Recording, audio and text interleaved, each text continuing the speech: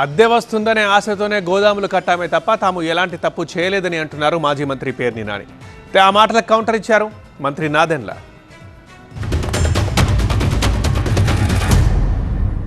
కేవలం అద్దెకి ఆశపడి గోడౌన్ కడతమే తప్పితే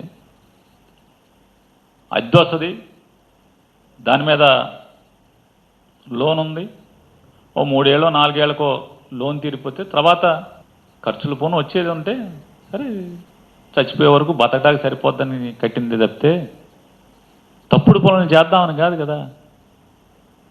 నిజంగా తప్పుడు పనులను చేయాలంటే ఇదే కావాలా? ఇది చేస్తాడు ఎవడన్నా? ఇది చేస్తారా? ఇప్పుడు నేనేమన్నా పిచ్చోడినా, లేకపోతే హ్యాబిచువల్ అఫెండర్నా? నేను అలవాటు పడిపోయినటువంటి నేరస్తున్నా? మంత్రి పదవి ఇచ్చేది తన ఆస్తులు పెంచుకోవడానికో తన కుటుంబ ఆస్తులు పెంచుకోవడానికో కాదు, గోడౌన్లు నిర్మాణం చేసుకోవడానికి కాదు, బియ్యం ఎత్తిపోవడానికి కోసం కాదు మంత్రి పదవులు. If it's family, it has to be home. If it's home, it has to be Aparna. Saluting the spirit of every couple's sacrifice to build their dream home.